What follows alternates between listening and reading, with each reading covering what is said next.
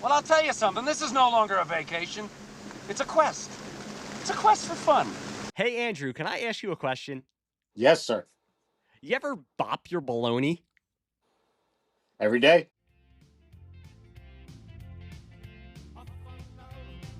What is up, all of you jitbags out there in podcast land?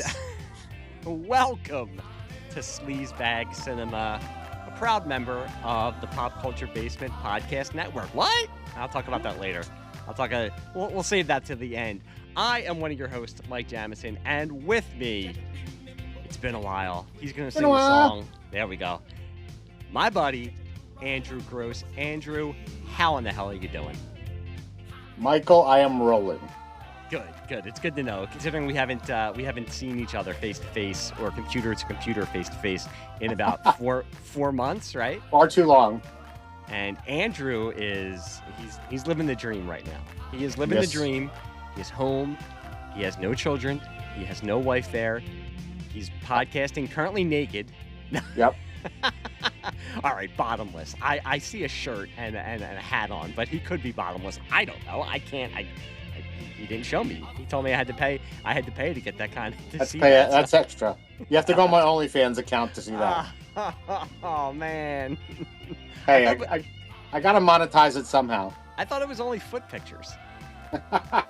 It's every body part pictures. Want to see my spleen? It's on there. And yes, it has been way too long. Life and stupid kids and school and now school's and done, not to mention the 17,000 other podcasts Mike puts out since last time we did one. I mean, good freaking Lord. Those were all pre-recorded, believe me. I recorded a podcast last night where I just did feedback from Pop Culture Basement. It was just me. Oh. And I said on there, it has been a long time since, one, I recorded a podcast, and two, edited a podcast, and now I'm doing back-to-back nights because right now my son is at his girlfriend's house, and my daughter, I have no idea where my daughter is. She's at a fair somewhere.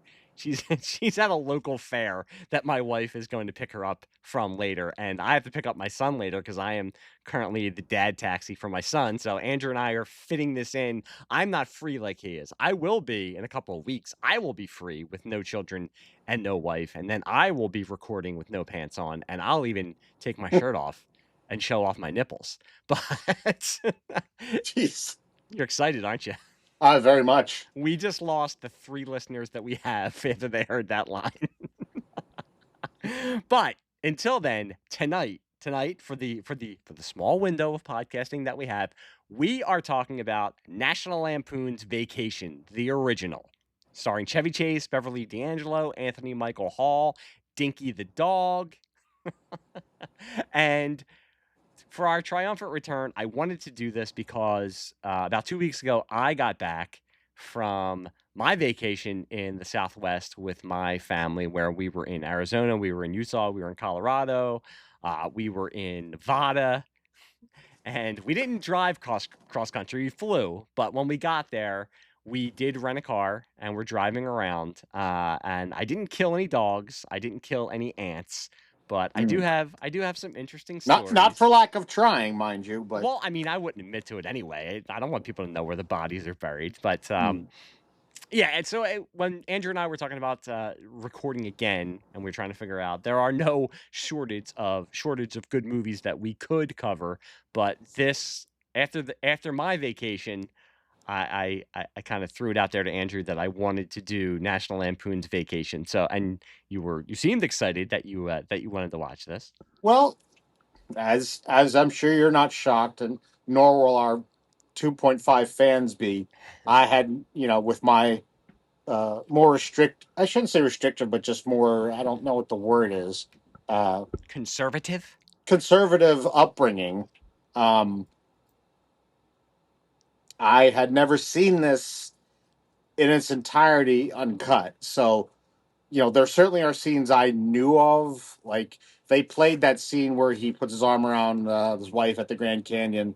I've seen that ad nauseum. And I knew about his the Randy Quaid character, but I had never seen it front to back, let alone uncut. So when Mike brought this one up, I was like, hell yeah, that's on the conservative forbidden list as a child. So um, I was more than willing to watch it and see what it was all about. So So when you're saying you never saw this, have you seen Christmas Vacation? same thing, Mike. Like it's one of them deals where if I saw it, it was cut up some butchered, at channel 29, channel 17 version, or I was at a party somewhere and it was on and I was walking in and out of the room. Never sat down and watched it. And because uh youngest of five, but I was a far distance from my brothers and sisters. If I was closer, they probably would have taken me to see things like this, and been more corrupted. And my friends group we weren't necessarily into this stuff. I got into this kind of comedic stuff long after they had been in out of theaters when I was at the college, and I was like, oh, these are the classics. So yeah, I did. I'm some European one or Christmas. The only thing I remember of the Christmas is the lights, but I don't think I've seen a glimpse of European. Well, first off, I'm happy to be the one who corrupts you. Oh, in so many ways. Yes. And second of all, did you know there are 5 sequels to this movie? I know of the two we just talked about. No, I did not. And Yeah, is so Chevy in all of them? kind of. There's European Vacation. How are you kind of in a Wow. movie? There's European Vacation in 85, Christmas Vacation, which I would say is probably the most popular. That's the one that everybody really knows is Christmas Vacation in 89. Were Vegas. these? I'm sorry to cut you off, but were the sequels endorsed or titled with National Lampoon? Good question. European and Christmas were National Lampoon Okay. after Christmas. Then in 97 it was just called Vegas Vacation. And it wasn't National Lampoon's Vegas Vacation. It was just Vegas Vacation. In, Okay. in 2003, Christmas Vacation 2, there is no Chevy Chase. That's Randy Quaid. Oh my God! So they pulled a Smokey and the Bandit. Jesus. Yes, and I think that went straight to video. I don't think that was even Okay. theatrically released. And then in 2015, there's just a movie called Vacation, which is a legacy sequel. And I think who is the guy from The Office? Steve Uh, Carell, Not Steve Carell. He's I can't think of his name now. I'm gonna have John to look. Krasinski. No, it's not Krasinski. I'm gonna look up the guy's name. Hold on. All right. While you do that, let me just explain my comment. I think I probably lost everyone.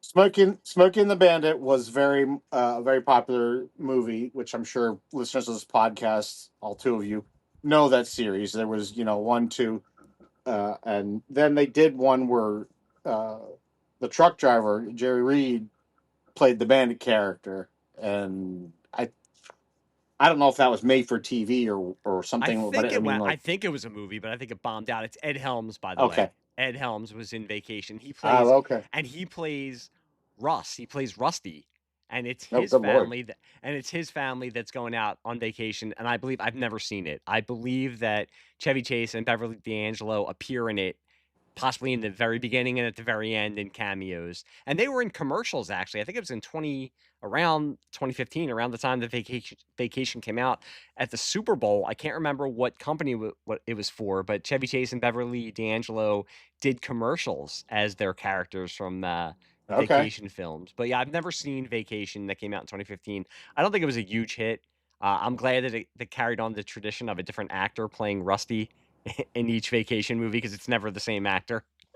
AMH never repeated the role. No, in European Vacation, I can't remember. I don't think it's anybody who was famous. It's funny you said that because after I watched it on Prime, I think European came up as like, hey, if you like this, you'll like this, and I was like, oh, that ain't anything to Michael Hall, but I thought he came back for European, but okay, If you saw European Vacation, and I'm going to tell you the name of the actress who plays Audrey in European Vacation, okay. you might not know the name. You would know her, Dana Hill. Oh man, that's ringing a bell. Yeah, you know who she is. If you see her, especially because you're a child of the 80s, you'll know who she is. It's funny because she kind of Yeah, looks. she was. ooh, had a interesting. She was pretty, but had an interesting looking face, if I Yes, remember. yes, yes, yes. I know. I know where you're going with that. Yes, you are correct. Um, And it kind of Dana reminded Barron. me. Go ahead. Sorry. No, I was gonna say Dana Barron plays her in this movie, and Correct. they look almost the same. I forgot that it was a different I'm Audrey in the a little bit, which is funny because not going to argue that point. we're talking about Anthony Michael Hall. Uh, Famously, at the end, they had to reshoot the end of this movie because it didn't test well with audiences. So they brought in John Candy and reshot the end. If you watch it, Anthony Michael Hall went through a growth spurt because he was right in the middle of puberty, and he's Uh huh. noticeably taller at the end than he is during the beginning. He also said that Chevy Chase was particularly rude to him during the whole shoot. Like, he was busting his balls about going through puberty the whole time. He kept commenting on his acne, and at the end of the movie, he wrote him a note that said, "If you're going blind, you're doing it right. Keep on doing what you're doing." So Anthony Michael Hall Oh, said nice. that Chevy Chase was a huge dick to him during the making of this movie, which is Huh. not surprising because Chevy Chase is a huge dick to everyone. Yeah, okay. We can sidetrack to that, but I'm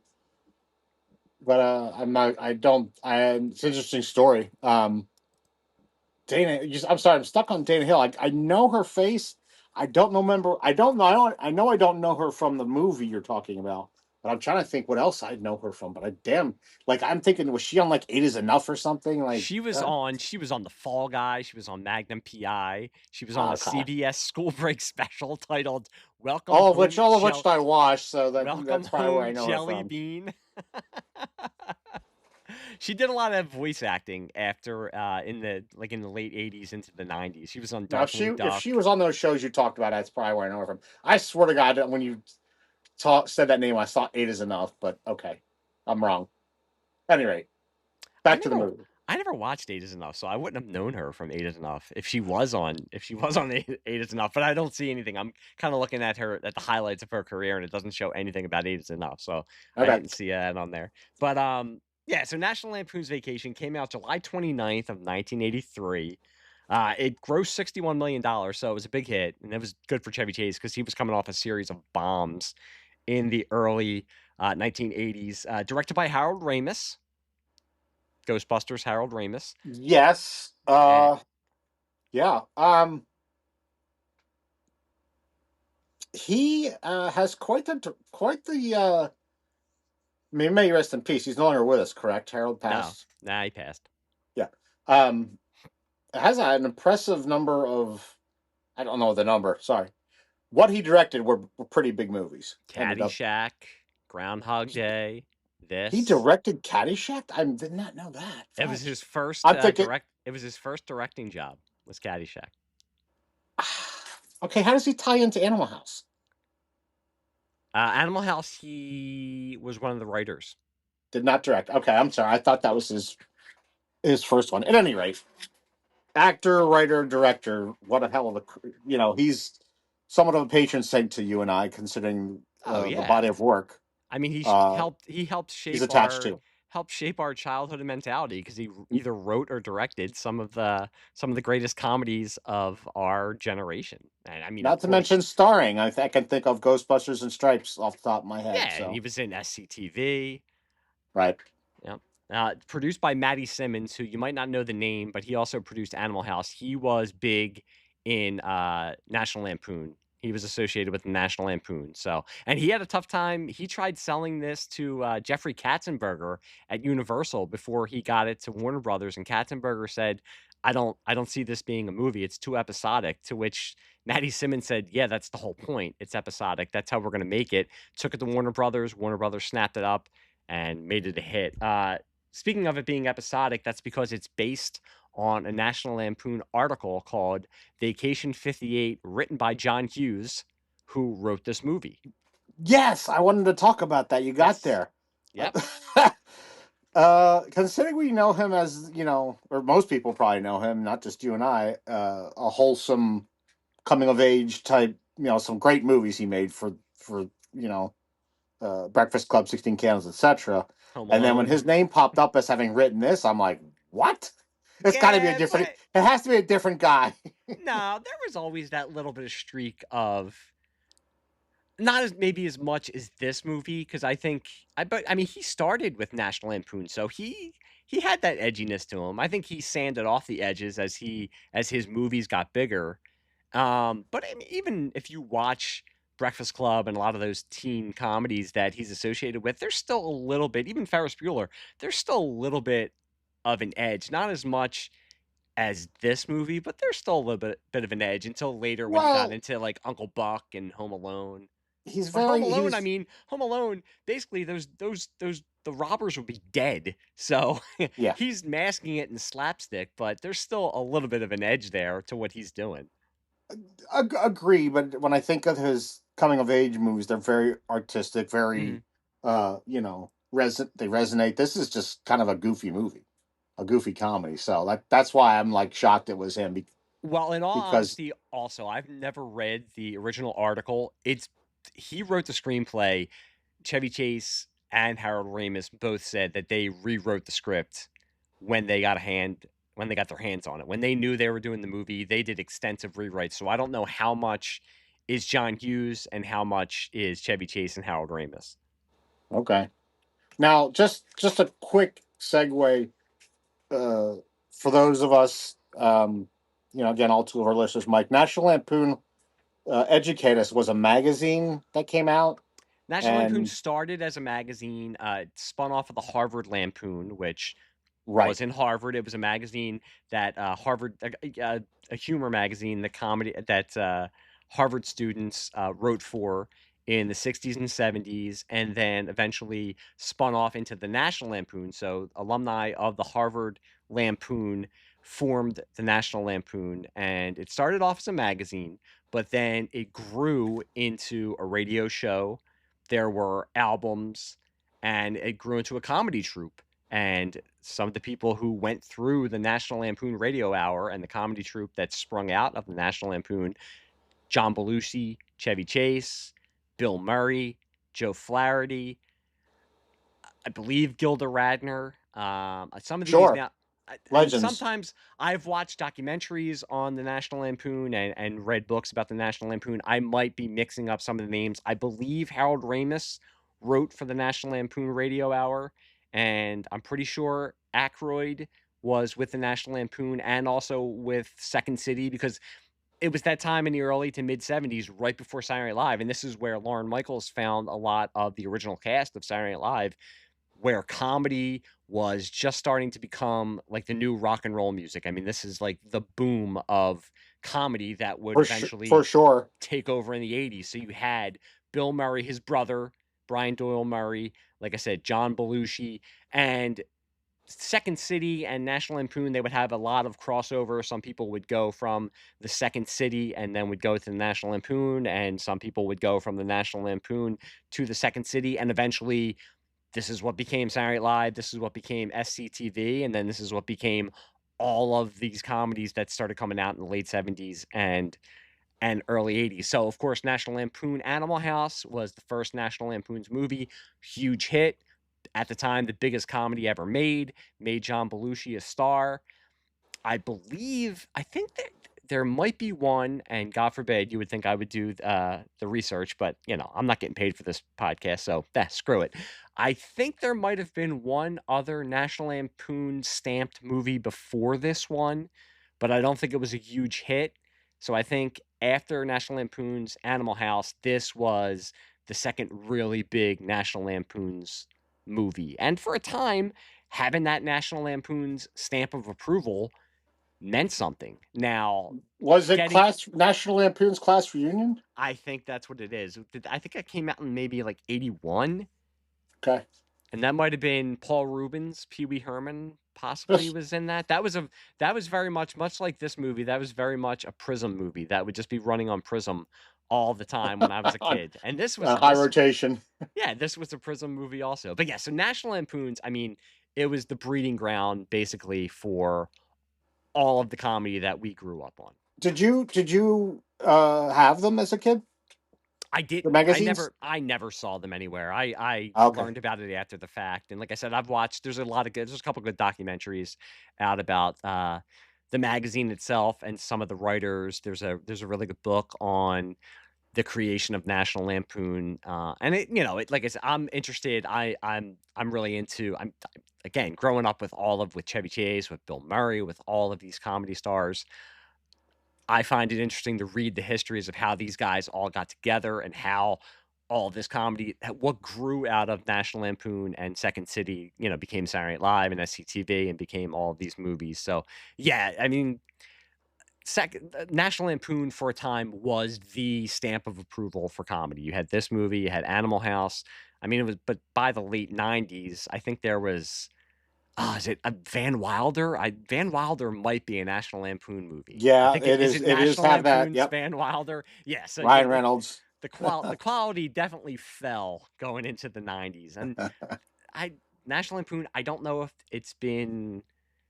if it started up again or not, or if it has an online presence. I'm not sure. I mean, it kind of went into the mid to late 80s and then kind of fizzled out. So I don't know if it's been revived or not. But yeah, I mean, at this time, it was at the height of its power.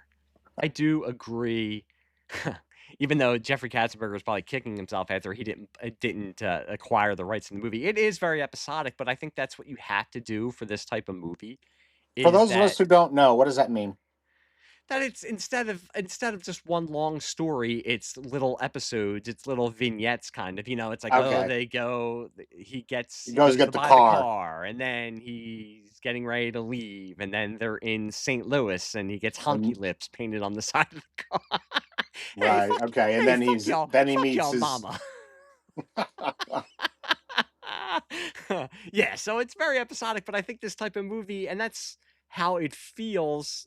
Again, I'm going to tie this into my vacation and I'll tell the story later, but isn't that how it feels when you're on a vacation? If you're on a road trip and you're one day you're in this state, the next day you're in this state, and then you're visiting this. I mean, as the movie goes on, Clark he wants to visit like the biggest ball of twine or the the biggest mud thing. Yep. mud thing. Now, that when you were a kid, did you ever go on any kind of like long road trips, or were you always kind of local or at the shore? Or No, we only place we ever went as kids was to Pittsburgh to see my mom's side of the family, or Cincinnati. When all my brothers and sisters were long gone and I was uh, still at home, young teenager, we went up.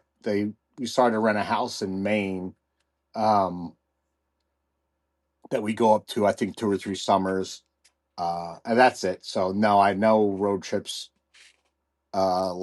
like you saw in this movie. So yeah, we never did. We were definitely the Philadelphia type of family where we went down the shore yeah. every year. I always say to my kids that the biggest vacation I ever went on was when I was 10 or 11. I think it was probably might have been 8 or 9, and we went to Disney World. And that was the first time I was ever on a plane, and I didn't get on another one until 13 or 14 years later. Now, I tell the story now.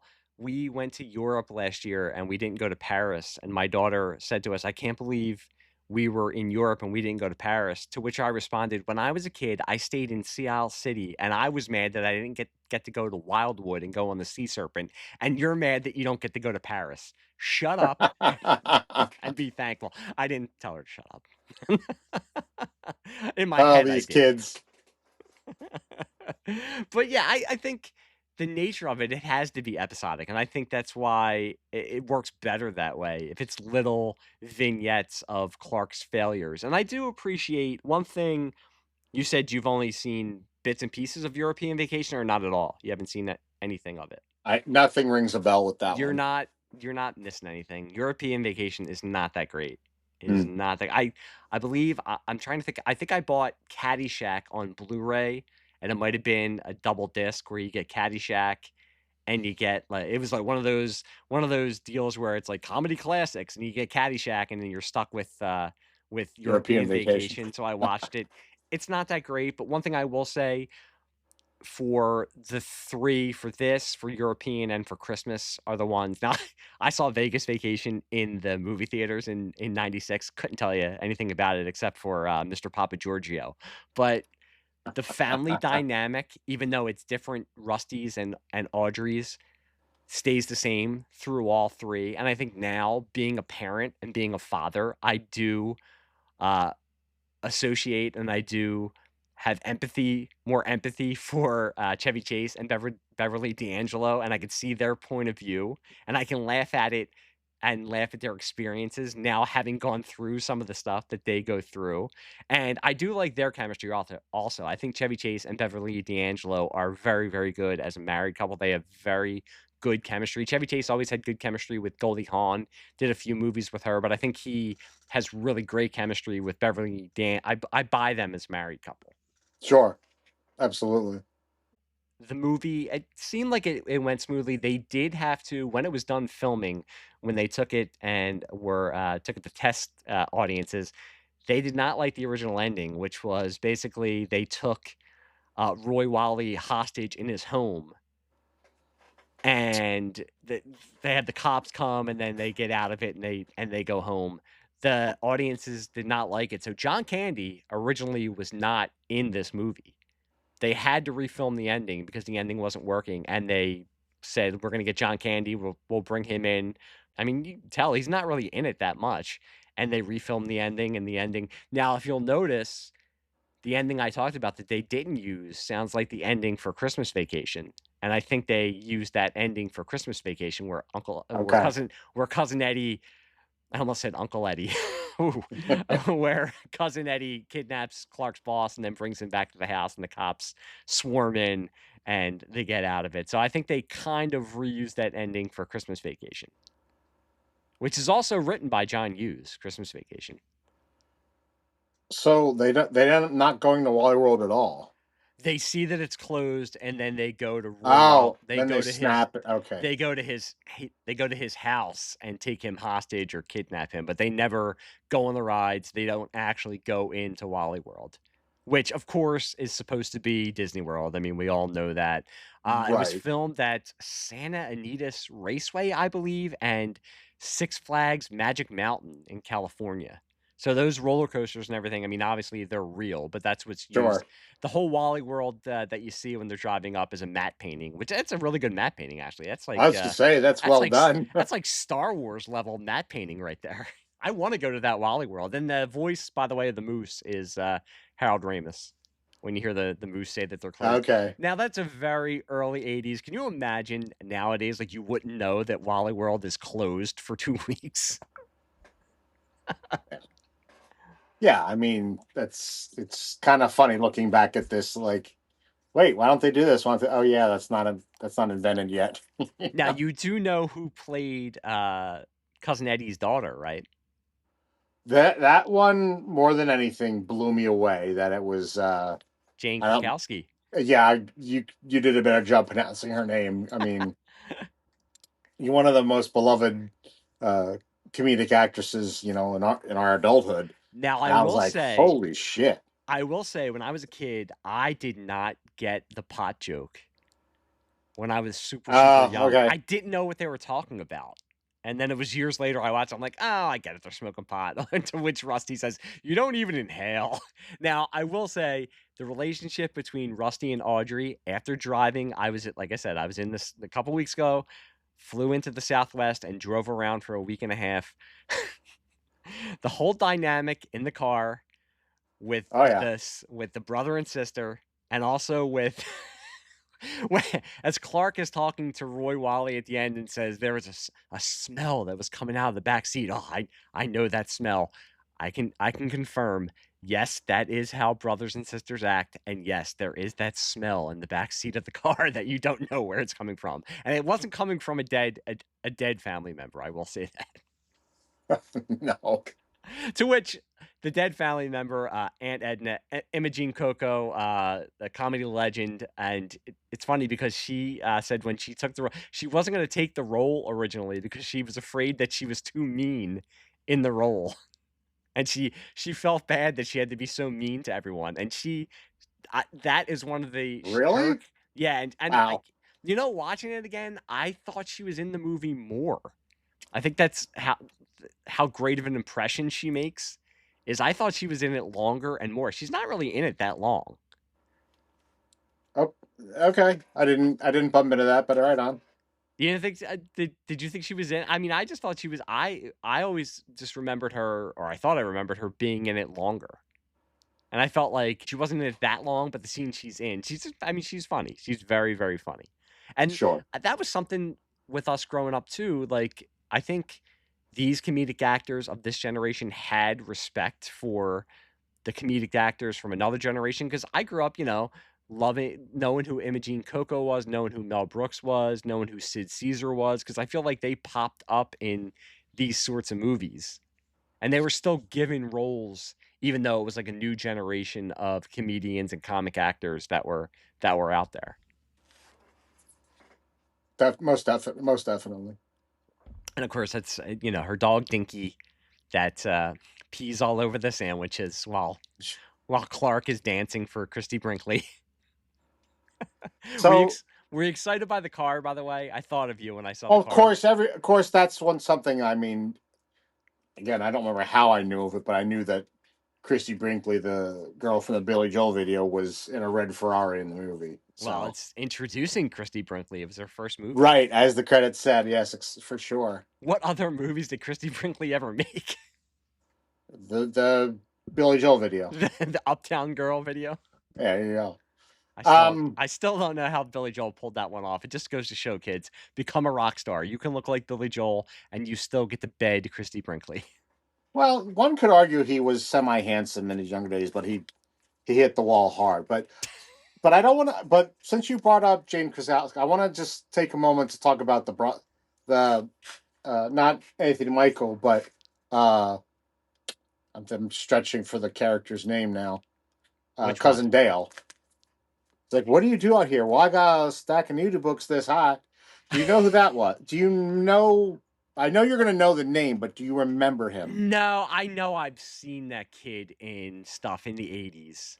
He was like a kid, that guy. Who was it? Who was it? Okay, that's where I was going. Yes, John P. Navin Jr. And I was like, Navin? Was it Steve Martin from yeah. um, he was kind of a that guy kid actor. He was in a fair amount of uh, uh, movies and TV shows because I saw him like silly me. I'm like, that's the motherfucker was on Silver Spoons in episode blah blah blah. I'm like, Oh, oh he my god. had to play like a bully on some Yep. sitcom, right? Yeah. Yeah. He was bullying. Ricky Schroeder? No. Jason Bateman? No. He Alfonso was Ribeiro. I forget again. It's been a long time, but somehow like Peter. Maybe it wasn't Silver Spoons, but Peter Billingsley was on a show, Okay, no, I think you're right. I think he was on. and John P. Navin jacked him up, and it wasn't Ricky Schroeder, but just Jason Bateman. You know, straightened his ass out Really? as much as they would on. So yeah, I distinctly remember that because as a young kid getting bullied, I'm like, oh, I wish I had a Jason Bateman in my life. Yes, how Because many? I had my share of John P. Navin, so How like many of us he in the? stuck in my head because he was like the represented the bullies I dealt with at school. So I was like happy to see him get his. How many But of us in the '80s didn't wish that Jason Bateman was our best friend? yeah, but So he was in this is pretty significant. Taps. Do you remember that with Tim you know, Hutton and Tom Cruise? I know the movie. I've never seen it. Never seen it. Good movie. Like you ever looking for something to watch? Okay. Um, there was two. It's funny. Well, I'm getting off track here, but there's two movies that came out somewhat in the same realm of time. There was Taps and there was Lords of Discipline. Both of them took place in military school. Both are very good movies. Lords of Discipline was David Keith, the white guy. That David Keith or Keith David. I forget which one he I is. think But it's David Keith. Yeah. okay. Rich Rosovich, who ended up in Top Gun, kind Yeah. of a that guy actor in the '80s. Yeah. It's a good movie, but Taps is very good. In fact, I believe it's the one that was shot at the military school around the corner from me, Valley Forge Military Academy, which is closing. But So like local shout out there. But anyway, how the hell did I get on this? I don't Oh, know. John P. Navin. He was in Losing It, a famous Tom. I don't know, maybe him Yeah. and Tom Cruise were buddies. The Maybe they're both in the Explorers, Church of which Scientology together. yeah, uh, Explorers TV show, which was a mild hit. So props to John P. Navin. So is John P. For, Navin your that guy for this episode? no, I got a deep cut on that one, but Can I tell you who my that guy was? I bet it's the same as mine. But go ahead. Mine was John Deal. John Deal. Yep. Was it? Yep. Ah, nice. Yes, one of the Yep. dirtball Great minds think alike, mechanics. motherfucker. One of the dirtball mechanics. And I'm gonna guess. What would you say you know him best from? Oh, well, I saw in the credits. I'm like, who was he? And then I realized he was on screen for 15 seconds. But I just know him from a bunch of stuff. I can't think of any one thing that pops out. You know, I'm not going to say I think he bears a somewhat resemblance to the one of the better known that guy's Robert Davi. Yes, a little bit. But I read up on him because I just like, I know that name. What has he been in? I just knew the name, and you know, based on what he read on the internet, you know, he seems like he did that. He says he kind of did like TV and movies to pay the bills, but his true calling was theater. The theater, the shoes full of acting. You know, why did I just go high pitch and British there? But that's what he did a lot of his work on that, and just randomly did stuff and turned down movies that were big hits just because he wasn't, you know, he was chasing theater stuff. So interesting guy, but I know I don't have a singular thing I can remember him from. You know what it's weird? You know what I Miami know Vice, maybe? I always think of him. My dad watched Miami Vice religiously in the 80s, and he was one of the side cops in Yep. Miami Vice, and that's what I always knew him from, but Yep. also, of course, Stripes. Yep. Yep, he's great in Stripes. I mean, he's not in it long. He's the consummate that guy because you remember the face, but you Sure. don't always know the name. I know the name just because I remember him from Miami Vice, but you know what else he was in?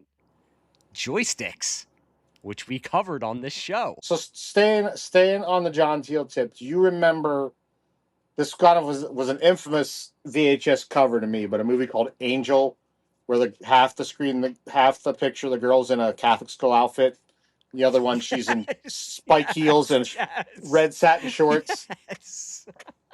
Was okay, he in that? He was in that, and then as if it couldn't get any better, prior to that, or soon after, 9 years later, he was in a movie called Strictly Whore, WHORE.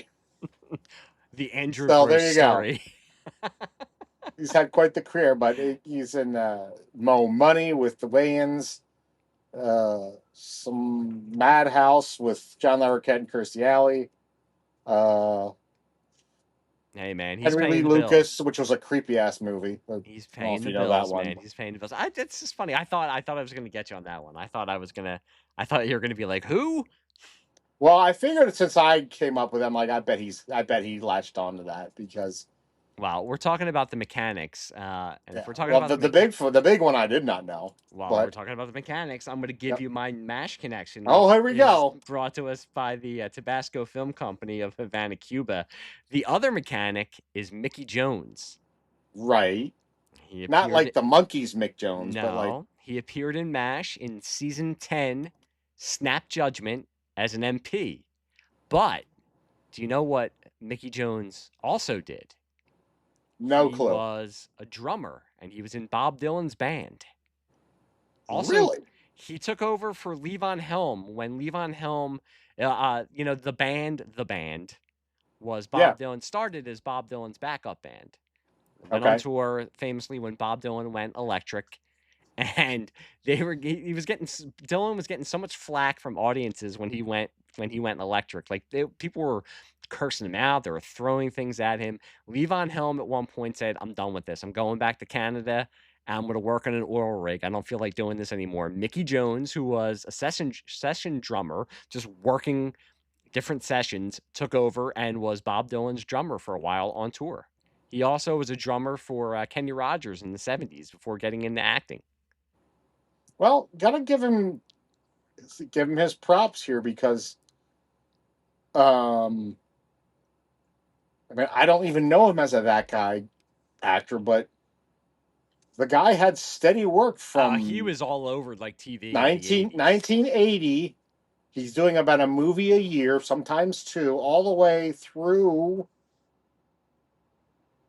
I'll say 2012. His last role was in 2018, but he has, according to his wiki here, he's been in something just about every year. So I'm sure good on him. And then he had to numerous be. TV. Yeah, he had to be in like a Dukes of Hazzard episode. 100%. Okay, let me just hit you with this. Rockford Files, chubby pool player. He was in an Incredible Hulk episode, Of Charlie's course. Angels. I almost thought it was Cooter, but I know now it wasn't. He was in Dukes of Hazzard, Chips, MASH, as you pointed out. Flo. Was that the spinoff to Alice. Alice? Okay. Kiss my grits. Simon and Simon. Oh. Madam's Place. Oh God. Just remember Madam's Place. this is not a shocker. 18. He was in more than a few episodes of the Alien series V. Remember that one? Yeah. He was on Baywatch more than once. Home Improvement, 21 Jump Street. Go back to Northern V. Exposure. Go back to V and check. I think he was the sidekick to who's the guy from Total. Chris Farber is his Yeah, he's the sidekick. Who's the bad guy from Total Recall? Yeah, he's like the bad guy in all those 80s movies. He was in Entourage, Justified, Married with Children, Saved by the Bell. Yeah, Jesus, Northern Exposure. Yeah, if John Deal wasn't my that guy, he was going to be the that guy. But he was the only guy I could find who had a MASH connection. So he had Always Sunny in Philly. Good gracious, this guy had work. He had to be my MASH connection. I'm shocked, given his look, he wasn't on Sons of Anarchy at some point. But yeah, I could have seen that. No credit here for doing anything like because he looks like a biker. Oh yeah, definitely. He was in Sling Blade. Jiminy Christmas. And not surprising. He was probably a random hillbilly on the side. When I'm watching that scene, I'm now being and I'm doing the air quotes, an adult and being a father as he sits there and says, "How much for the repairs?" I'm just imagining now if that was me, how much you got. Come on, don't mess around. What would the sheriff think of your business practices? And he just pulls out his wallet. That was great with the sheriff star, and it got me so nervous watching that car driving on those bald tires that were ready to fall off. Yeah.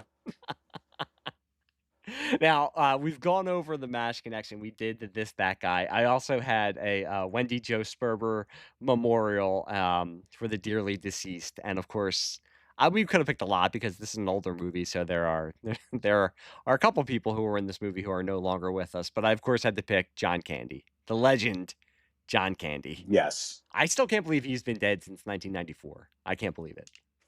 One of his first roles, so to say. It's fair to say.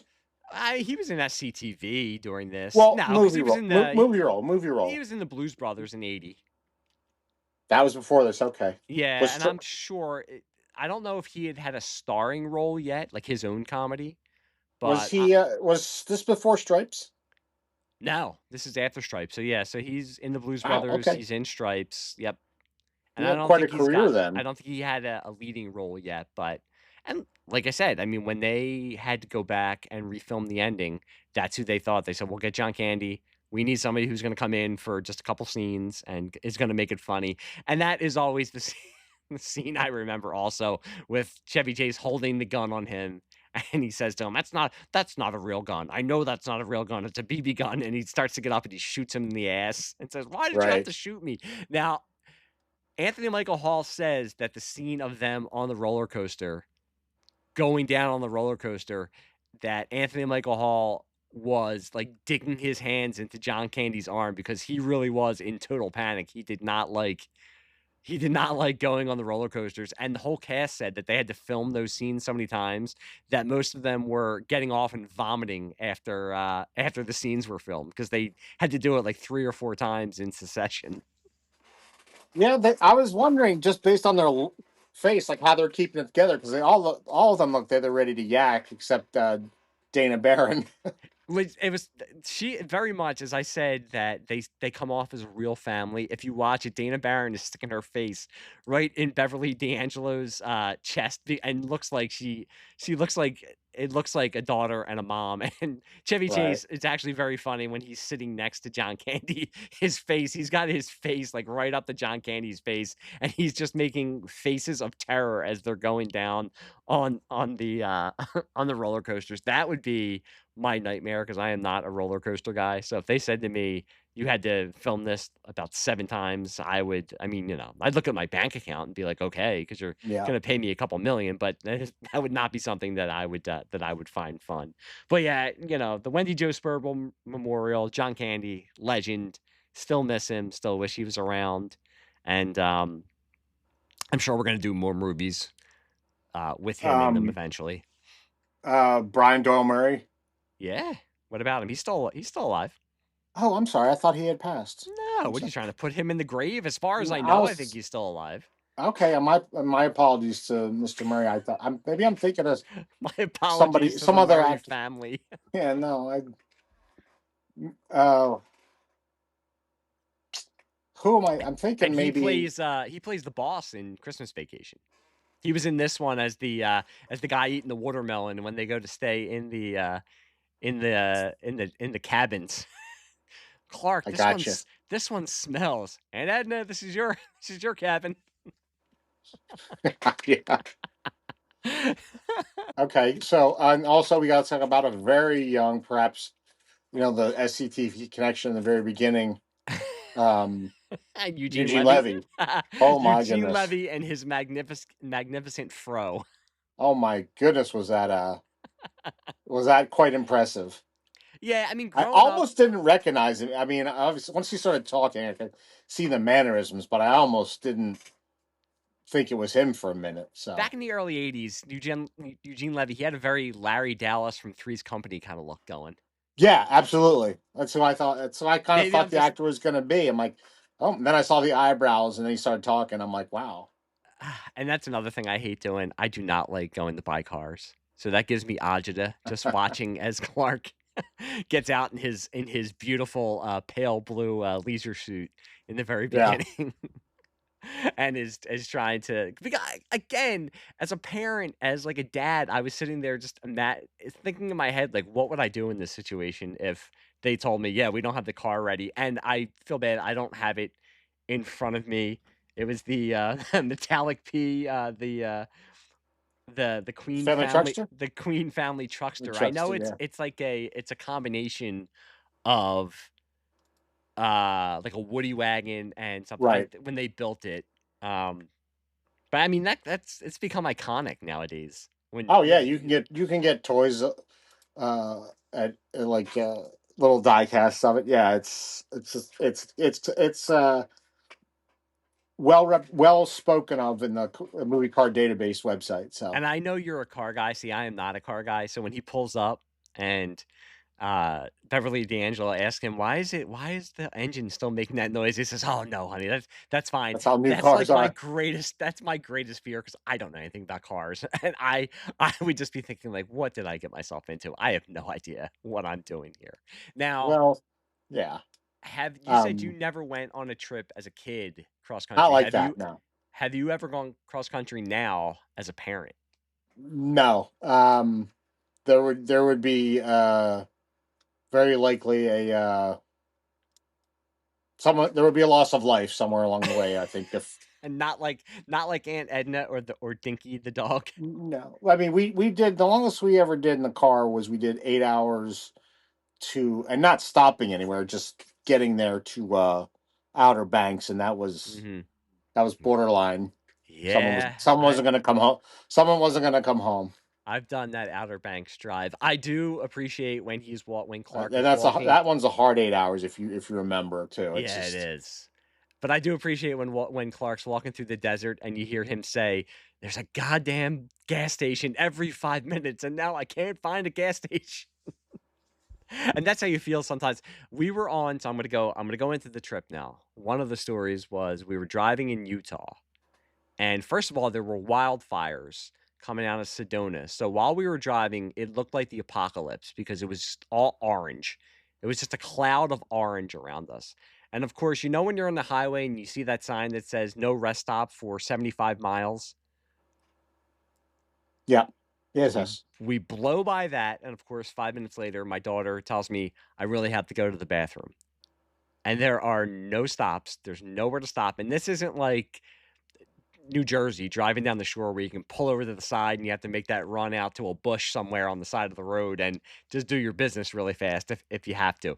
So we're going for about an hour as we're telling my daughter, just hold it in. We'll find something. We'll find something. Now, of course, living in 2026, you can look on your phone and try to find a place where you can pull off and possibly find a fast food restaurant or something like that.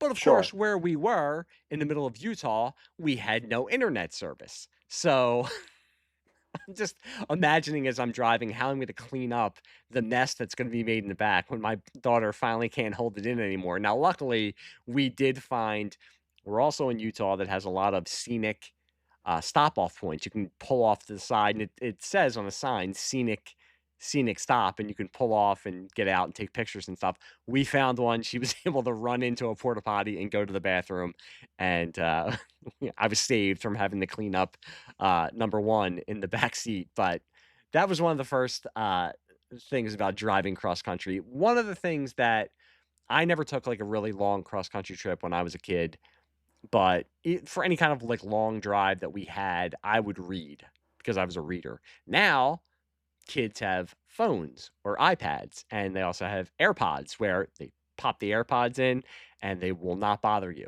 So Sure. I don't have to hear, why are you playing this? Why are you playing this song? Why can't I listen to what I want to listen to? But of course, when you're in a car for 6 or 7 hours straight driving between states, kids are going to get bored. So my daughter is going to say, let's play the Hamilton soundtrack for the 7th time in a row. And my son is going to say, why are you playing the Hamilton soundtrack for the 7th time in a row? And then there's going to be a disgusting smell coming from the back seat. And I'm going to ask who tooted. And both of them are going to say it wasn't me. And then I have to say it's the ghost.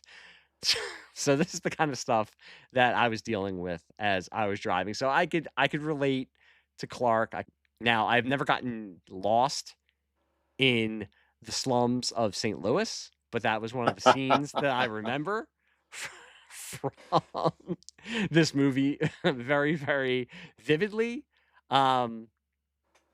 It's also one of the scenes we'll probably bring up in the Zmed-O-Meter later in the Yep. episode, but it's one of the funnier scenes also. Yes, it was. Have to admit. Now, do you remember driving with parents when they had to bust out the old maps Oh yeah. and look on the maps? Because my mom and dad never knew where they were going. They No, never knew my where they were dad going loved on to whip maps. out a map at doing 75 on the highway and try to read it in front of his face, not like out the window with my mom holding the steering wheel. Yeah, that was I remember that vividly. And they're talking about what's it there? There's the Mississippi, the old Miss, mighty Miss. There's the St. Yep. Louis Arch. You can take an elevator up. We're gonna do that, Dad? No.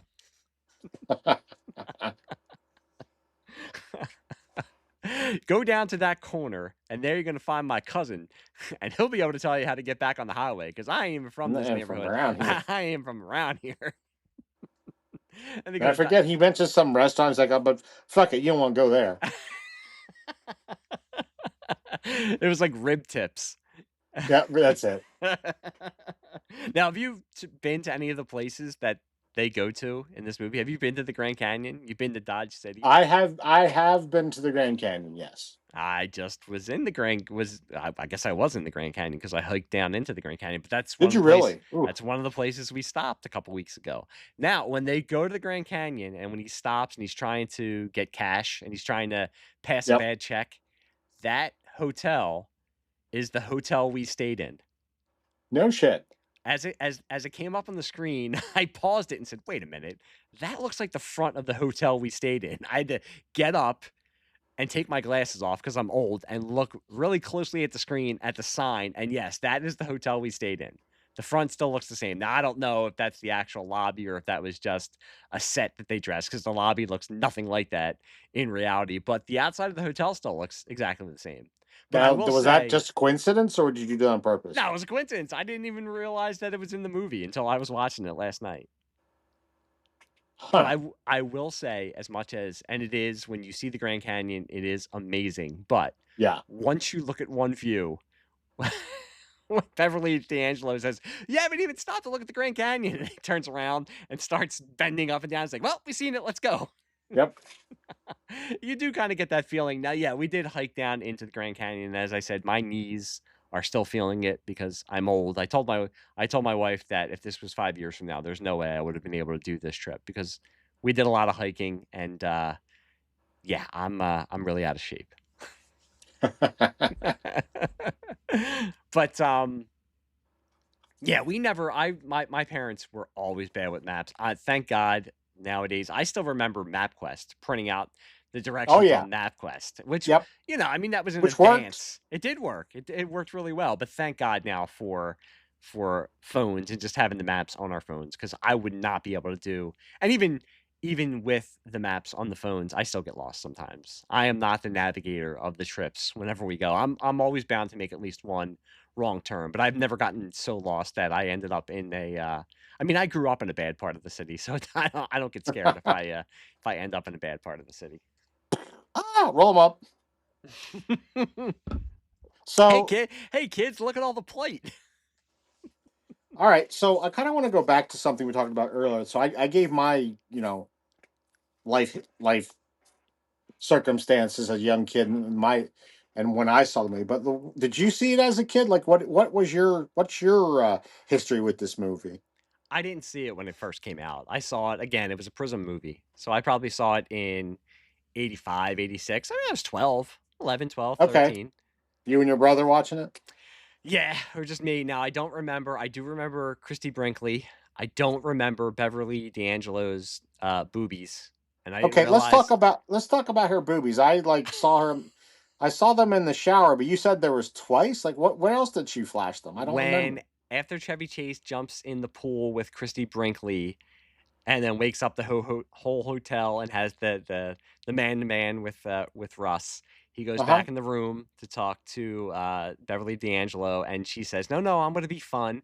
They go out to the pool, and she takes off her shirt, and you see them for a second when she jumps into the pool. I must have blinked then. Okay. Why would Anyway, you? so Why would do you you blink? And remember? I keep calling her Beverly D'Angelo. I keep forgetting that her name is Ellen. That it's Ellen and Clark Griswold. Do you remember like, oh, this is great, or what do you remember of it as a kid?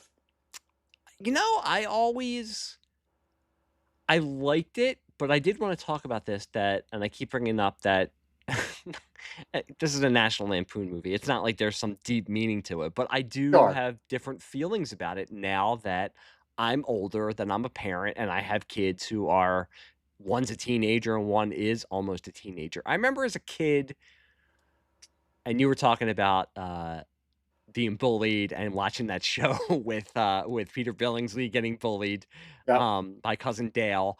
I remember as a kid, it did make me nervous, and it's bringing up the same stuff that I brought up now, where there's always this difference between Chevy Chase and Bill Murray. When I was really younger, I was a lot more of a Chevy Chase fan, and I was because of Fletch. I was because of Saturday Night Live also, because my parents were big Saturday Night Live fans, so I grew up renting the old tapes of like the best of Dan Aykroyd and John Belushi and Chevy Chase.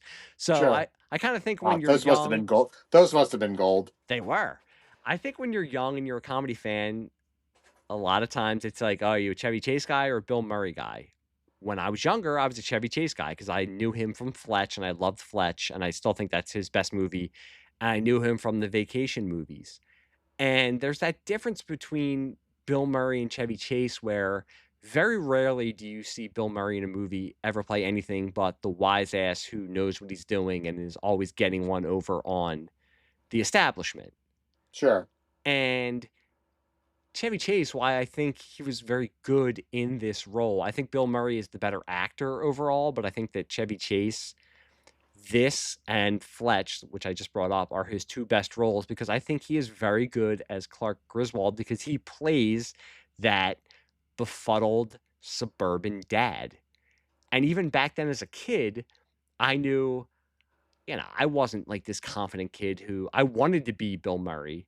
I wanted to be that wise ass who would always have the right thing to say and who wasn't Sure. afraid of the bully or the person who had authority over me because deep down, I knew that I was smarter. That wasn't me. So watching this and seeing Chevy Chase, who usually played like in Fletch, that is his character, where he is more of the wise ass and he's the smartest guy in the room. And I think that's Yep. what I looked up to. So seeing him in this role kind of put me on the back foot because I was like, "Oh my, he's playing somebody who is." He says it in the movie. I'm not your everyday average fool, but he really is. But he plays it so endearingly, and I think that's why people remember these movies and this role for him because sure, they're heightened situations and it's slapstick comedy, but at the heart of it, and like I said, they do come off as a real family. And now having these experiences as being a father and being a husband, I get where Clark is coming from. I don't think Yep. I had the same personality in that I'm not the one who's like, let's get up at 5 in the morning and go driving out to go find the biggest ball of twine. That is not me. But um, I can relate to him with, as I said, like with the mechanics. I could totally imagine being in that situation. And listen, there is no way I would be like, all right, here you go. Here's all the money in my wallet. Just, just fix the car. You know, I'm not the kind of person who screams and is able to get my way just by pure force of personality. And that's what I always wished I was. And I think I saw in like Bill Murray characters like Peter Venkman and I mean, you know, John Winger from Stripes. And that's why eventually I became more of a Bill Murray guy. But I think so that I think with National Lampoon's Vacation, it was never one of my favorite movies because, and you brought it up, it's weird to think that John Hughes wrote it because there is a little bit of not a mean streak, but there is an edge to it. I mean, it is rated R. It's not a family comedy, It and was. Yeah. Okay. Yeah. It's I an think R. the Yep. edges were sanded off by the time of Christmas Vacation. Even though, you know, Clark has his blow up in this one near the end, and it's really funny. And he has it kind of, you know, Christmas Vacation kind of harkens back to it when he goes nuts at the end of Christmas Vacation. But before that, Christmas Vacation, a lot of the edge has been sanded off.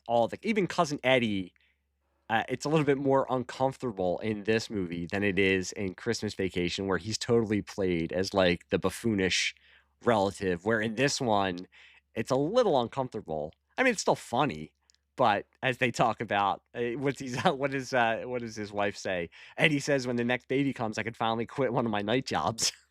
Yeah. And he's still talking about the plate in his head. So yeah, it wasn't.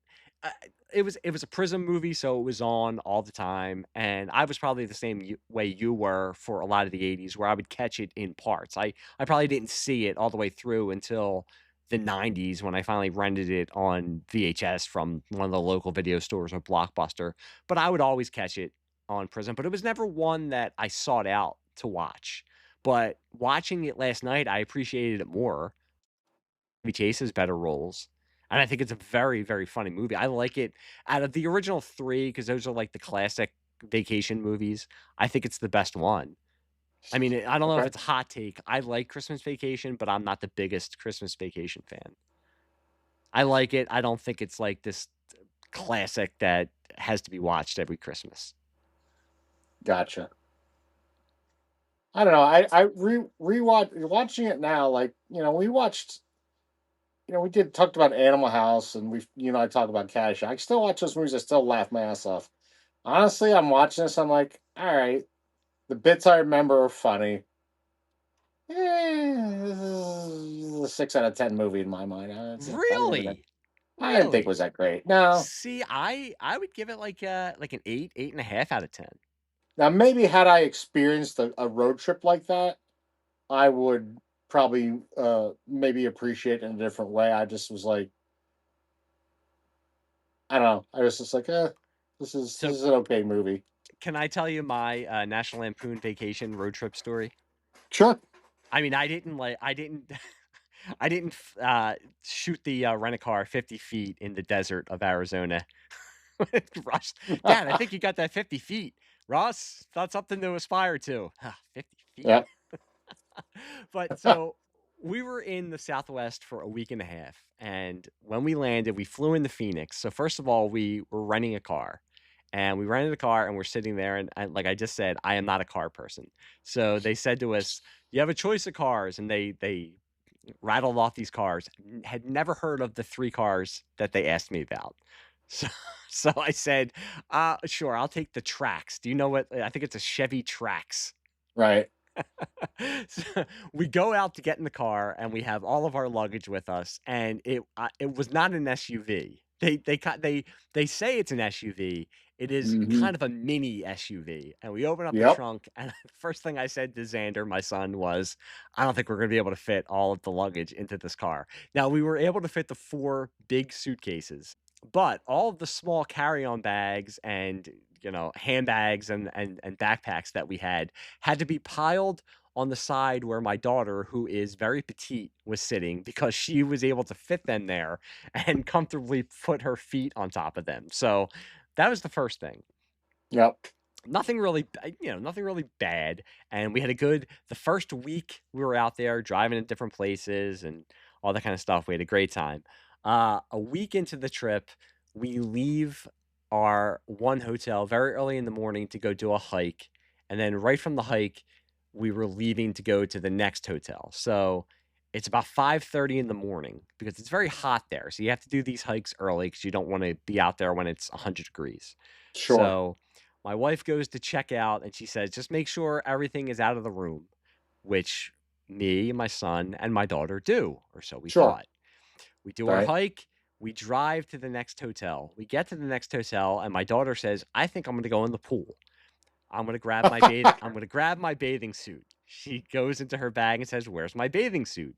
I said, I don't know. Look in your other bag. Looks in her other bag. We open up all the luggage.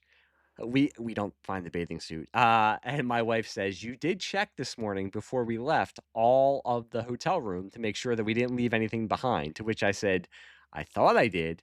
I know we left that bathing suit lying on top of the rod in the bathroom to Yeah. dry, and we totally forgot it. Now we called the hotel. Of course, they said they couldn't find it. I'm imagining either one of the cleaning ladies tried it on herself, and it's not a sight that I want to see, or gave it to one of their kids. But yes, they said they could not find it. I told my daughter, you can go to Target and buy a new one.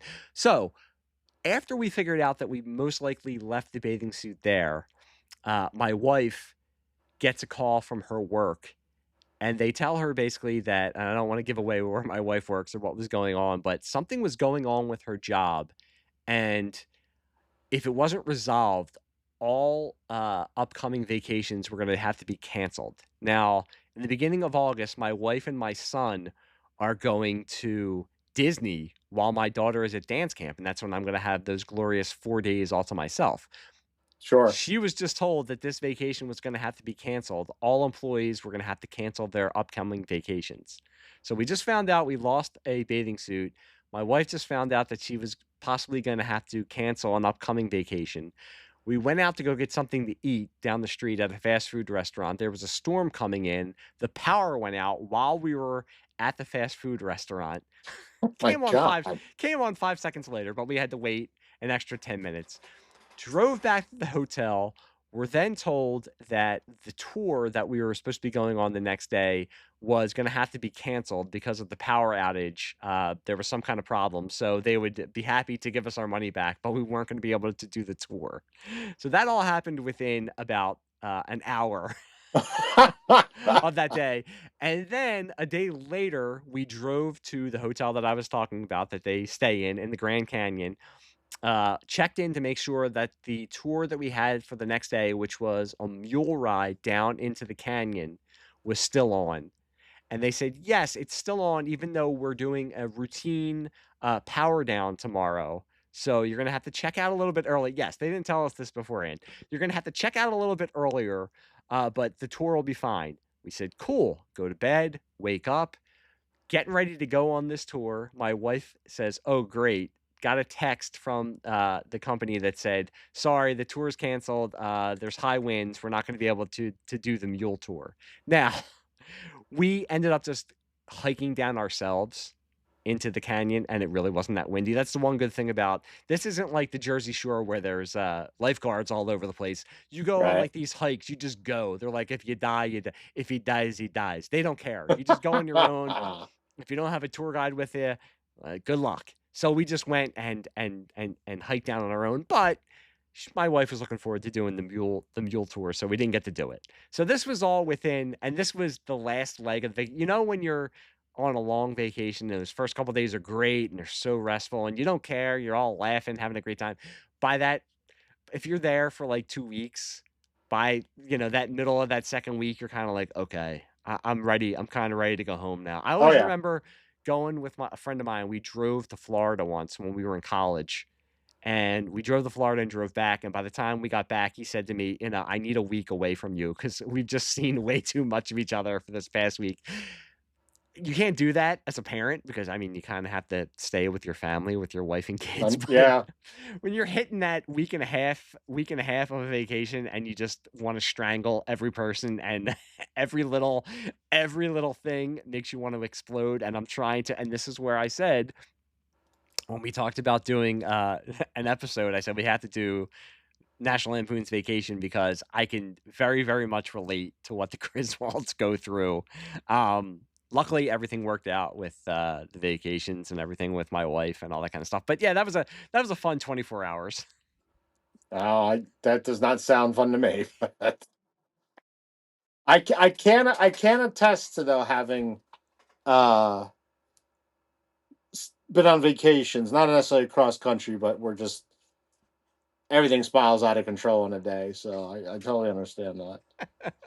But I'm watching it last night and I'm like, I'm literally thinking, how would I handle this situation if Aunt Edna died in my back seat? How would I handle? And I do remember that as a kid. I totally remember the Aunt Edna strapped to the roof with the tarp around her, and they leave her. They leave her in the backyard, and it's like, aren't we even gonna say anything? And Clark sits there, though, as we walk through the valley of death and Moab, when he came.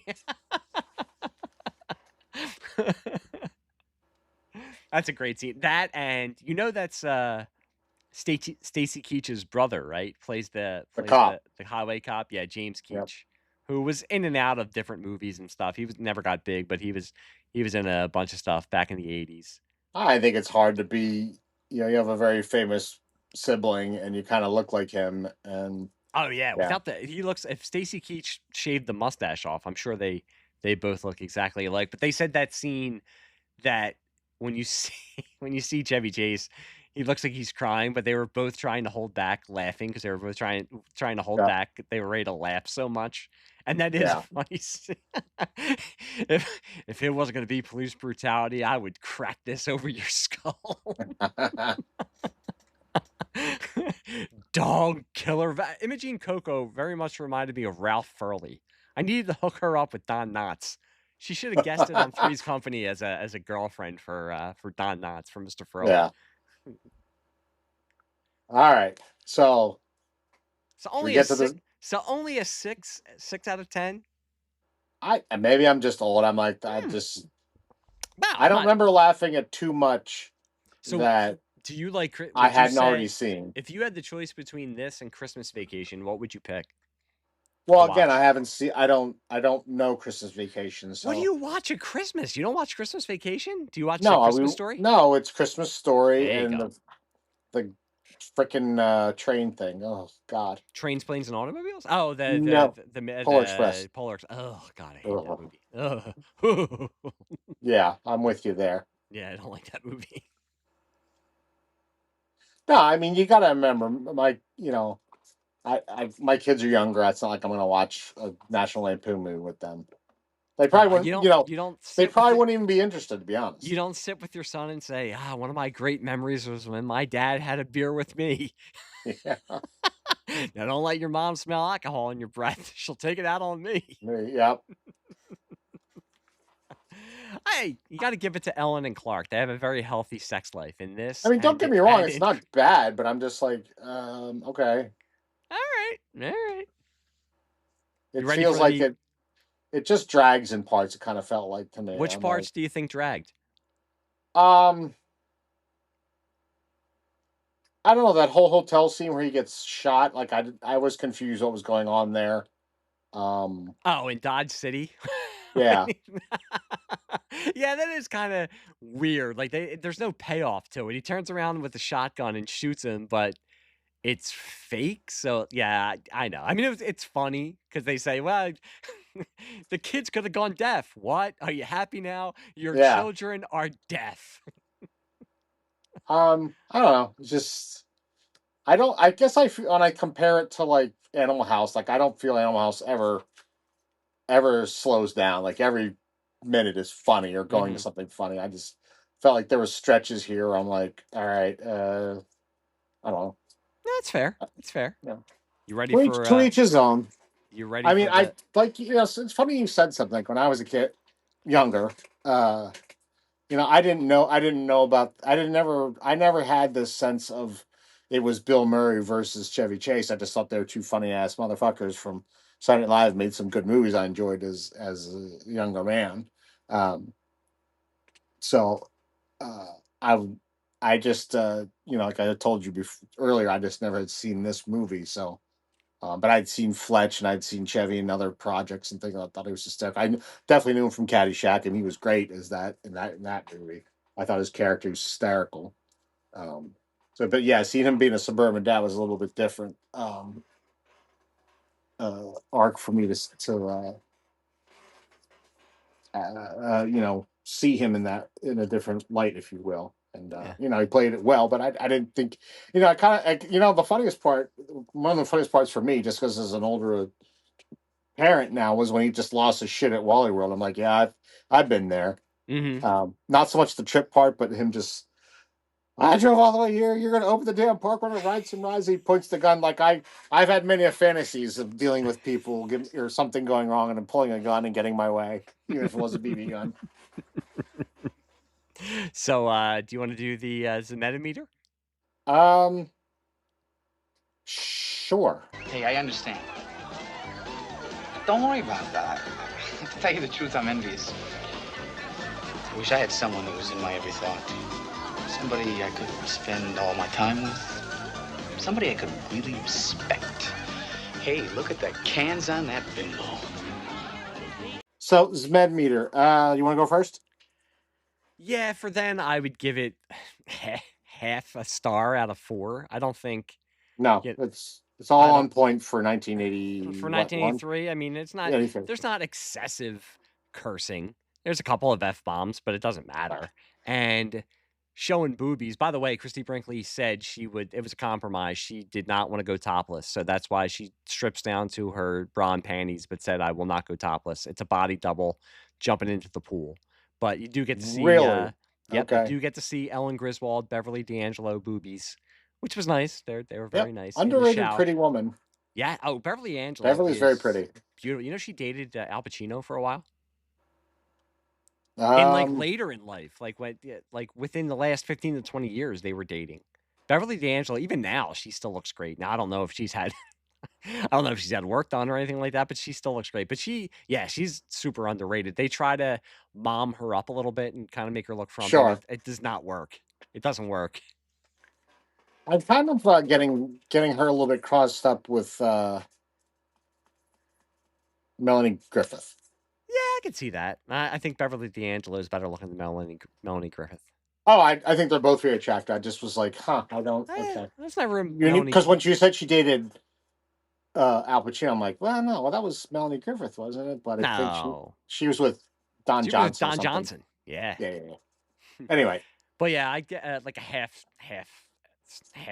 star. I out know of everything's 4 for on the point for that Zmed-O-Meter. era, Yeah, there's nothing that anybody would bat an eye. and I don't think the Racial cursing was. stereotypes, cursing. I'm surprised there wasn't like a gay character that they could make fun of, because that would Yeah, be that's all totally it early. missed. That would be totally early 80s. That would be right That's on the one point for trope the they early didn't 80s. they didn't get in there. Yeah, seriously. Now, I mean, even now, I'd give it out of 4. I'd give it. No, our Zmed-Meter's 5. Give it. It's a 5. Yeah. Okay, I'd give it a 3 out of 5. There's, animal cruelty. There's elderly abuse. There's nudity that I feel like you just never see in movies anymore. Um, Racial stereotypes, like I brought up. I mean, the cursing, I don't know if that's really a big thing. So No. maybe like a 3 out of 5. I mean, like I said, 2015, they made a vacation movie. Now, as I also brought up, by Christmas Vacation, they were starting to sand off the harder edges of the Griswold family. So I think you could make a movie like this. It just you wouldn't have the nudity. I mean, you could always, it's kind of evergreen. You can have the befuddled suburban dad and the family vacation and find comedy in that. I just don't think it would be, and you might disagree because you didn't like the movie as much as I did. I just don't think it would be as memorable or funny as this was, because I think that little bit of a mean streak kind of helps this stand out a little bit. But I like a 3 out of 5. I don't know. You're always better at this. You always bring up good points that I don't see. I think it's only like a 3 out of 5 now. I mean, people still, you don't really hear people like saying, "Oh, I don't want to watch." I think people remember Christmas Vacation more just because it's become a holiday staple, but I don't think people are trying to forget about this, the original one, or are super offended by it. What do you think? Oh, I'm saying I think it's a 5, almost a 6. Really? Well, the whole scene in the ghetto, like, as white boys in the 80s, we thought was hysterical, but that no way in hell in this, No, you couldn't do day and that. age, like that whole scene would be But cut. you got to think, as much as it's like a stereotype, they're getting over on Chevy Chase. I mean, Chevy Chase is the one who's Okay, but made to look like the idiot. I mean, I think you're watching it and you got to kind of take it that it's over the top. But yes, they wouldn't do it in that way. I do agree. you got a pimp. You got they jacked his hubcaps. You're a pimp. There's a shot and someone gets killed. Like all that's verboten today. I know, which we giggle at and laugh at because it's funny back in the day. But yeah, I know. When I mean, you know where we live. Every time you turn on Channel 6 in the morning, someone got blasted. It's not funny anymore. No, I know. Certainly, this is precursor. This is before. Well, Christ, what was the movie with Weekend at Bernie's? Okay, but I making fun of a dead person and strapping to the roof and leaving her in somebody's yard. I don't think that would any way in hell.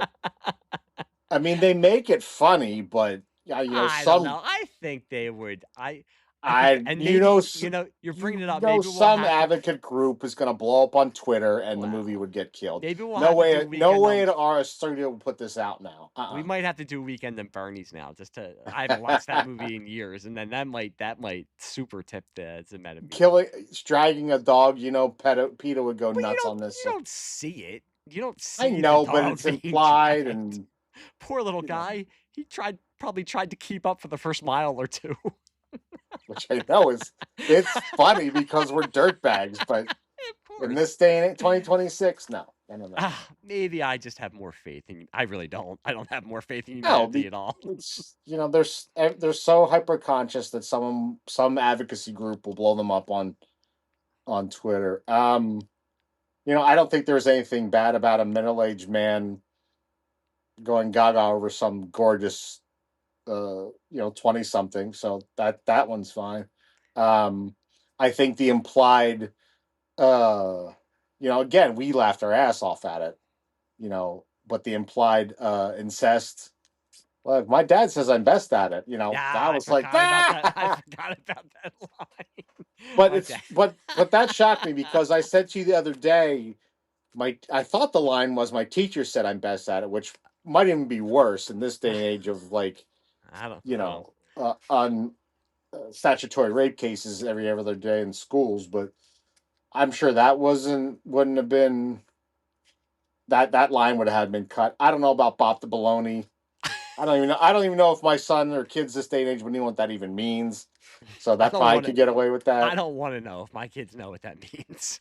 And by the way, just back to that scene where you said I have a stack of new. and they show Rusty reading something, like, what the hell was that magazine? And you think I they give can't him. remember. I should have written it I do, down. but do you remember? It looked like some kind of like East German communist before the Yeah. wall fell, magazine. Not. You figured they'd have like Playboy or Hustler or somebody would have paid again. I'm like, what the hell is that? I'm gonna have to check it out. Yeah, see, I Um, told you, I always go low on the I don't Zmed-O-Meter, know. and I'm also laughing, by the way, because I think our Zmed-O-Meter changes every episode. We always forget if it's a 5 or a 10 or a 4. So No, I think it's always been 5. next episode it could be out of 10. Yeah, but here, you know what? As we have this talk, this is so reflective of our upbringing.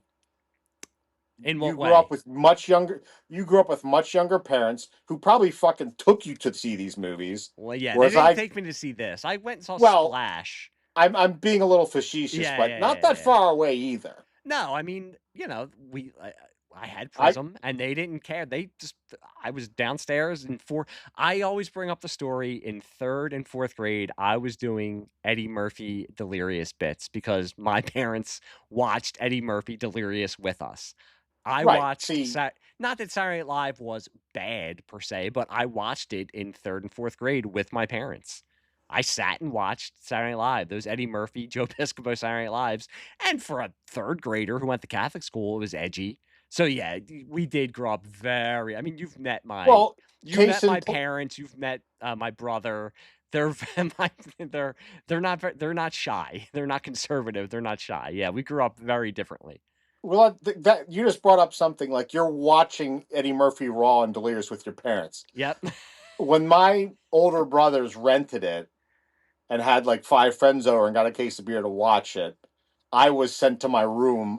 I was sent to no, because my room was just off the TV room, so I was sent upstairs with my older sister who watched, I don't know, Bambi with me or something, because no one I was not allowed to overhear that movie, and I was probably in 5th or 6th grade. So that just kind of, so it's not surprising our you're like, it's not that bad because of the way you were brought up, where I'm like, oh my goodness.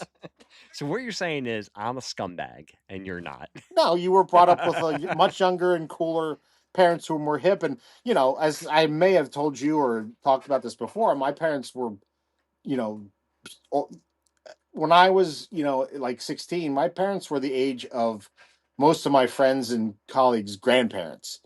And my parents grew, and not only that, my parents grew up during the Depression. So and remember World War II. Like, so that's how much of a different, Yeah, that's a really big generation gap. things were much more strict back then, and both Catholic and really held to Catholicism. So yeah, you can imagine the horror of That's why we're doing this podcast. And then I remember, I can now corrupt you in middle age. And I remember when there was like, I think, a trailer or something about this movie on TV, and they showed Christie in the fry, and of course my mom, she's not that pretty. Yeah, Mom, you're right. She's You should have said, yeah, Mom. she's no Wendy Jo Sperber, Mom. I'm more of an Imogene Coco type of guy. Well, no. So another thing near and dear to our hearts, WKRP. You're like, of course, there's Lonnie Anderson, just crazy attractive woman. And who was it? What was her name that had the brunette with the glasses? Bailey. My mom's like, Bailey's much prettier than her. I'm like, what? Bailey is. You know what? I mean, I wouldn't kick either of them out of bed, but I'm more of a Bailey guy. Okay, but think about it. Like, who do horny men remember from that show? I know. Okay, so I'm just trying to give you like the thought process and comments and upbringing I had to deal with. Like, oh no, we don't want the blonde with the tan and the big yobs and the skirts and the heels. We want the brunette who's skinny and dressed in flannels and jeans and has glasses. That's the more attractive person. Okay, Mom, I got you. And I mean, luckily for you, you ended up with a wife who looks like Lonnie Anderson. There you go. But neither here nor there. It just, again, the contrast of our upbringing is just, I think, is spot on to our scores. Well, I think it's good that from a stupid little movie like National Lampoon's Vacation, we were able to jump into my childhood trauma and your childhood upbringing and get a good episode. I think it's the other way out of it. around, Mike. My trauma, your upbringing. But yeah, I'm surprised. I thought you were gonna like this a little bit more. I'm not like disappointed. Don't get me wrong. I didn't dislike it. I thought like Animal House, when you're talking like the two National Lampoons, way better movie. I don't know. Well, I think, and I'm gonna Much put this, funnier. I'm gonna put this out there now because it'll make us have to do it. I think for the next episode, and I'm springing this on Andrew now, so we'll see. He Sure. might totally disagree. I think for the next episode we should do The Jerk, because I haven't seen The Jerk Oh my God. in years, and I'm that would be on board with that. nice. All right, cool. So that's gonna be the next episode. Excellent. Yes. But until then,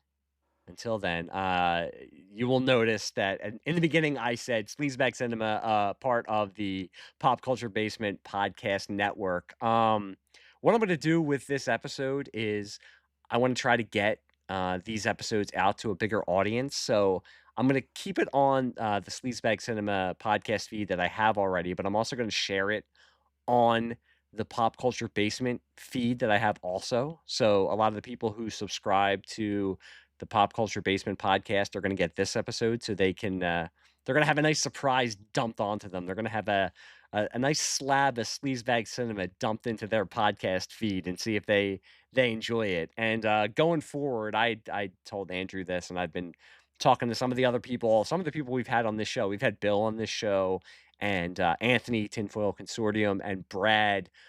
We are kind of behind the scenes thinking about creating some more shows and maybe putting them onto the Pop Culture Basement feed, and maybe having kind of like a loose knit network of different types of shows. And I've said to Andrew, if he has any ideas for shows that he wants to do, it's not anything that's happening right this second. I mean, these are the two shows that we have right now, so I'm going to be sharing them. Like I said, this will stay on its own feed, but also go onto the Pop Culture Basement feed, and then we'll go from there and see where we go. But yeah, I do want to do. I think we should do The Jerk next, because it's been a long time since I've seen that movie. But until Just then, as a little teaser for that, let's talk a minute about Steve Martin. So, we've talked about tonight and another podcast about the uh however you want to call it, the melting, I don't know, melting pot, but just how many great comedians that became great comedic actors and serious actors in some cases, spawned out of Second City. The list is huge, and we've covered it. Where did Steve Martin come from?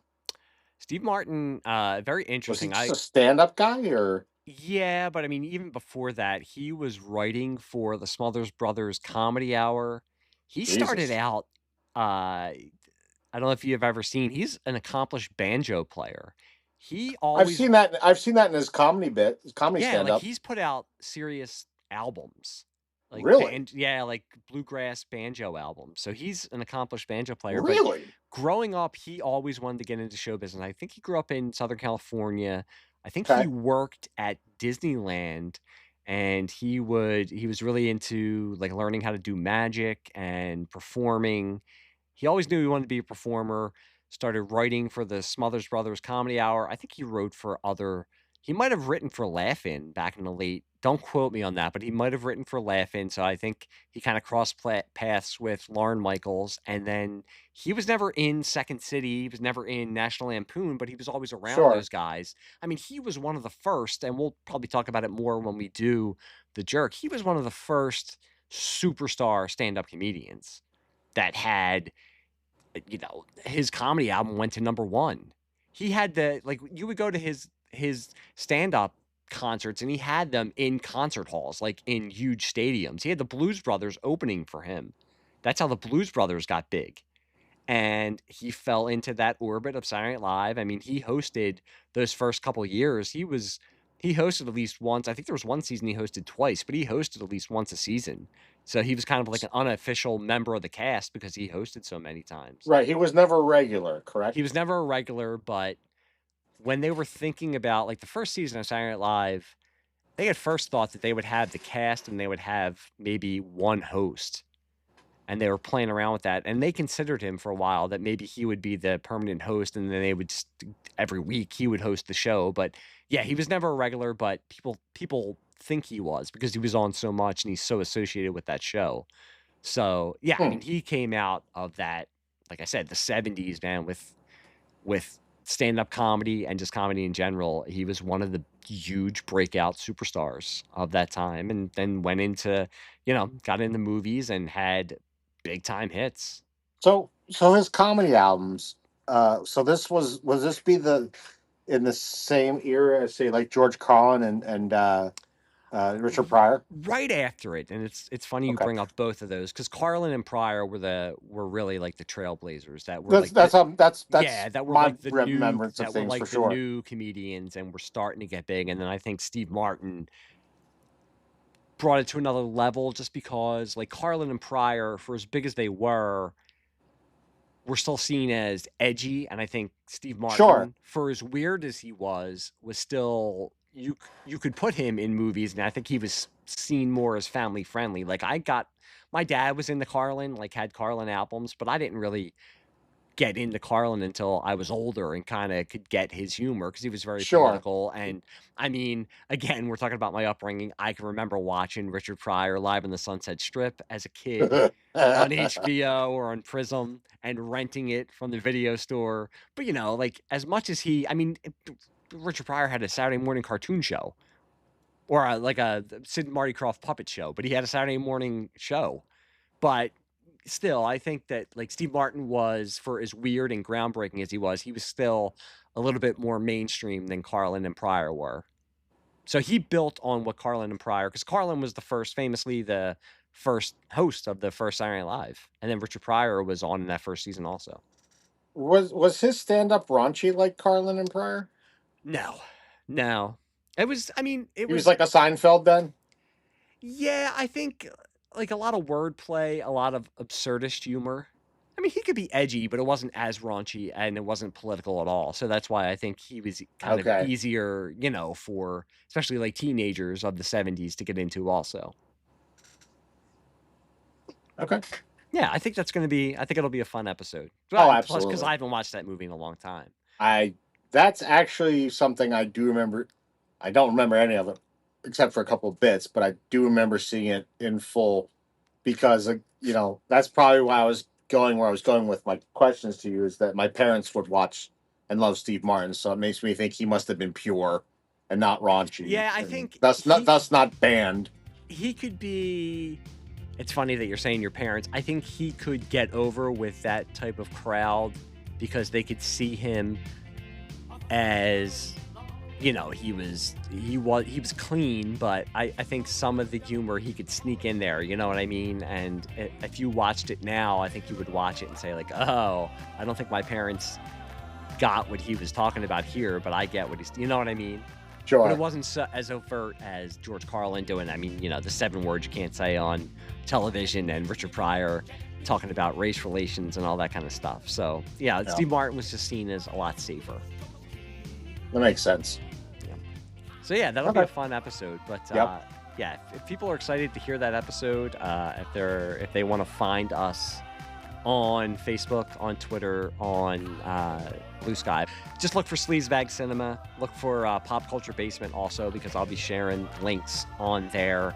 And if you're looking for me on Facebook, it's just Mike Jamison or Pop Culture Basement. Andrew is lurking on social media because he's smart, and he does not want to get caught up in the toxic discourse that goes on there on a day-to-day basis, and it will keep him sane, unlike me, who is going to be in a mental institution by the time he is 60 years old. So, by the way, I'd like to go on record, I don't lurk, I leer. So yeah, that does sound a little bit more classier. More on brand for me, right? So yeah, that's going to be fun. We will do the jerk next, and this was good. I was happy to get back on and talk to you, my friend. Far too long. Yeah. And I promise we're not going to go on a break that much longer. Hopefully this will come out. We were on a break. This will come out in the next few weeks, and then we will get another episode out there within the next month. But until then, Andrew, it's always a pleasure to talk to you, and I want to thank everybody else for listening to the show, and we will talk to you soon. Bye. Bye. Be good. I think you're all fucked in the head.